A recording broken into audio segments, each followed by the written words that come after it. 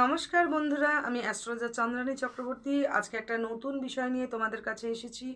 অবশ্যই তোমরা জানো যে আমি মানেই একটা ইউনিক কিছু, আমি মানেই নতুন কিছু নিয়েই আসি, অবশ্যই অ্যাস্ট্রোলজি পারপাসে।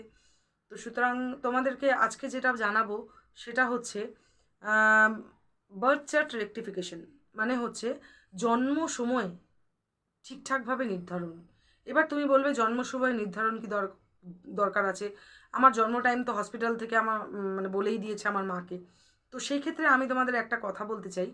এক নম্বর ব্যাপার ব্যাপার হচ্ছে যে যখন তুমি জন্মেছো, ঠিক আছে, তো তখন এক্স্যাক্ট যে টাইমটা হসপিটাল থেকে বলছেন, আমি বলবো না সবসময় ভুল, অনেক ক্ষেত্রেই তো হতেই পারে যে বাচ্চাটা জন্মেছিল সেই সময় বাচ্চাটার শারীরের কন্ডিশন খারাপ ছিল, বা মায়ের শারীরের কন্ডিশন খারাপ ছিল, বা কোনো সিচুয়েশনের কারণে হয়তো ঠিকঠাক টাইমে ঘড়িটা দেখা হয়নি, এরকমও তো হতে পারে। 5 মিনিট, 2 মিনিট, 1 মিনিট হেরফের হয়ে যেতে পারে সময়টা, বা সেকেন্ডের হেরফের হয়ে যেতে পারে। ঠিক আছে, তো সেক্ষেত্রে কিন্তু অবশ্যই প্রত্যেকেরই, everybody have to check your মানে birth rectification. Okay, birth rectification you have to do. তো সুতরাং বার্থ রেক্টিফিকেশন কেন করব সেটা আমাকে আগে জানতে হবে। বার্থ রেক্টিফিকেশন তখনই করব কারণ হচ্ছে আমাদের বেদিক মতে, বেদিক ভাবে যদি আমরা কোনো চার্ট দেখি, তাহলে কিন্তু আমরা যে টাইমটা, ধরো তোমার জন্ম সময় হচ্ছে 12টা, কথার কথা বলছি, কারোর জন্ম সময় 12টা, তাহলে সে 12টাতেও জন্মালে মেষ লগ্ন হচ্ছে, সে 12:30তেও জন্মালে মেষ লগ্ন হচ্ছে, 1টাতেও জন্মালে মেষ লগ্ন হচ্ছে, 1:30টাতেও জন্মালে মেষ লগ্ন হচ্ছে, 2টোতে জন্মালেও মেষ লগ্ন হচ্ছে। তার মানে 12টা থেকে 2টো, 2 ঘন্টা ধরে মেষ লগ্ন চলছে। ঠিক আছে, তার মানে কি হলো, ওই 12টা থেকে 2টো এক একটা, মানে কি বলবো, এক একটা মানে লগ্ন বা এক একটা রাশি, মানে ধরো 2 ঘন্টা ধরে একটা জিনিস চলছে, লগ্ন রাশি প্রায় সেমই থাকবে। তাহলে সুতরাং কিন্তু এখানে 2 ঘন্টা ধরে বেদিকের মতে হচ্ছে, তোমার বেদিকে যখন চার্ট বিচার করা হয় তখন কিন্তু ওই 2 ঘন্টার মধ্যে, ধরো ওয়েস্ট বেঙ্গলেরই কারুর তোমার চার্ট দেখা হচ্ছে, ওয়েস্ট বেঙ্গলের কলকাতা হতে পারে, হাওড়া হতে পারে, বর্ধমান হতে পারে, হোয়াট এভার ইট ইজ। তো জায়গা অনুযায়ী এমন কিছু, মানে অক্ষাংশ দ্রাঘিমাংশ এমন কিছু চেঞ্জ হয় না।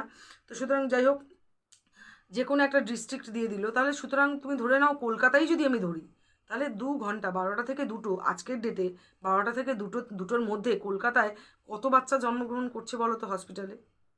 5,000, 10,000।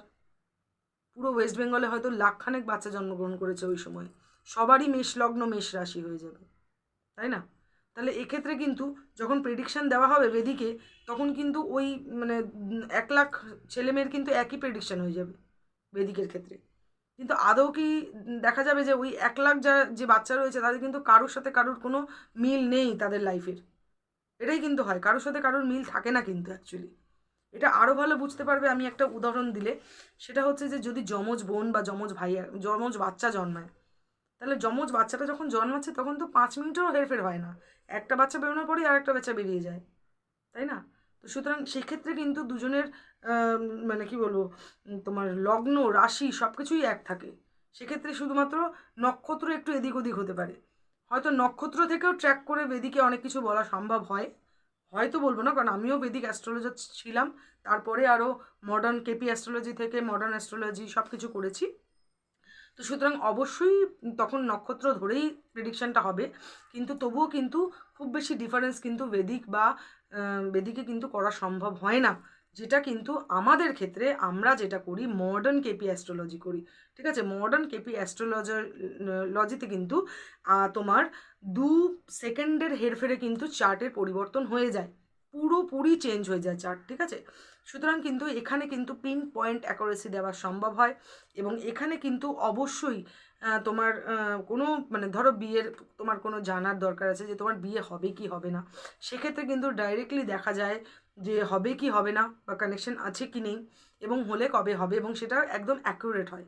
ঠিক আছে, তো সেই জন্যই আমি তোমাদের এটাই বলতে চাইছি যে মডার্ন অ্যাস্ট্রোলজিতে কেন তোমার বাচ্চার রেকটিফিকেশন করতে আমরা সবসময় কিন্তু, যে কোনো ক্লায়েন্ট আমাদের কাছে আসলে কিন্তু আমরা প্রথমেই আগে তার নামটাকে ধরে, সময়টাকে ধরে কিন্তু অবশ্যই কিন্তু তাকে প্রশ্ন করে, তার থেকে কিন্তু বিভিন্ন রকম কোয়ারি আমরা করি, প্রসেস আছে কিছু, সেই প্রসেসের মাধ্যমে কিন্তু দেখে নিই যে তার টাইমিংটা ঠিক আছে কিনা, 10 মিনিট 15 মিনিট আগে পিছে তো নেই, বা এই এই জিনিসটা 5 মিনিট বা 5 সেকেন্ড পিছনে আগে তো নেই, সেটা দেখে নিই, দেখে কিন্তু সেট করে তারপরেই কিন্তু আমরা প্রেডিকশন দিই।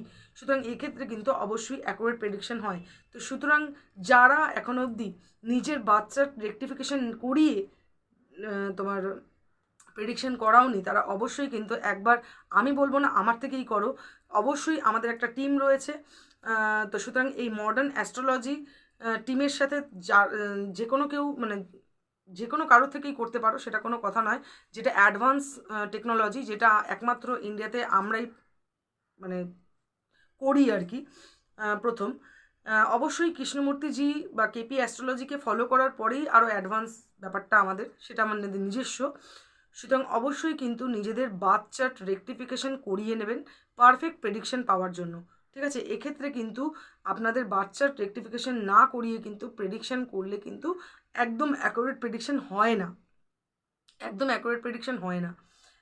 অনেকেই আমি দেখেছি যে অনেকেই আছেন যারা অ্যাস্ট্রোলজারকে প্রশ্ন করেন, আমার গার্লফ্রেন্ড ফিরে আসবে তো, এই যে প্রশ্ন, আমার গার্লফ্রেন্ড ফিরে আসবে তো, বা অনেকেই প্রশ্ন করেন যে মানে কি বলবো, মানে কিছু মানে এমন কিছু প্রশ্ন যেগুলোর মানে উত্তর দেওয়াটা মানে অ্যাস্ট্রোলজিক্যালি হয় না, কিন্তু সেগুলোও কিন্তু দেওয়া সম্ভব হয়, সেগুলোও দেওয়া সম্ভব হয় আমাদের মডার্ন অ্যাস্ট্রোলজির মাধ্যমে, ঠিক আছে। বেদিকে অনেকেই দেন, কিন্তু সেটা কতটা মেলে সেটা ক্লায়েন্টরাই বলতে পারবেন, কারণ আমরা তো অ্যাস্ট্রোলজার। সুতরাং যারা ক্লায়েন্ট আছেন তারা কিন্তু সাফারার, ঠিক আছে। ঠিকঠাক অ্যাস্ট্রোলজারের কাছে যদি না যাওয়া হয়, ঠিকঠাকভাবে নিজের বাচ্চার রেকটিফিকেশন করিয়ে যদি প্রেডিকশান না নেওয়া হয়, সেক্ষেত্রে কিন্তু পরবর্তীকালে দোষ হয় যে অ্যাস্ট্রোলজাররা ঠক, অ্যাস্ট্রোলজাররা মিথ্যা কথা বলেন, অ্যাস্ট্রোলজারের প্রেডিকশান মেলে না। সুতরাং আপনি যে ঠিক মানুষের কাছে যাননি সেটা কি করে বুঝবেন, তাই না? আপনাকে তো ঠিক মানুষের কাছে যেতে হবে, ঠিক মানুষের কাছে গেলে তবেই তো আপনি ঠিক প্রেডিকশানটা পাবেন। সব জায়গাতেই 2 নম্বরই আছে, কিন্তু এটা মনে রাখবেন, যে কোনো প্রফেশনে, সব প্রফেশনেই 2 নম্বরই আছে। সবাই, আর 2 নম্বর বলে না, কেউ 2 নম্বর কিনা সেটা আমি বলতে পারবো না, কিন্তু সব প্রফেশনেই কিন্তু সবাই কিন্তু এক্সপার্ট নয়, ঠিক আছে। কেউ হাতুড়ে আছে, কেউ ভালো আছে, কেউ মিডিয়াম আছে, সেটা তার এক্সপিরিয়েন্স, কোয়ালিটি, এডুকেশন অ্যান্ড সব কিছুর উপর নির্ভর করে অবশ্যই। তো সুতরাং আমি এটাই বলবো যে অবশ্যই আপনারা, ওটা অন্য ম্যাটার ছিল তাই আমি ওখান থেকে আবার সরে চলে এলাম। তো যেটা আমি বলতে চাইছি যে অবশ্যই কিন্তু আপনারা পারফেক্ট প্রেডিকশন পাওয়ার জন্য নিজের বাচ্চার রেকটিফিকেশন করিয়ে অ্যানালিসিস করে নেবেন। এটাতে কিন্তু এক্সট্রা কোনোই চার্জ পড়ে না আমার ক্ষেত্রে, যদি আমার কাছ দিয়ে আপনি করেন।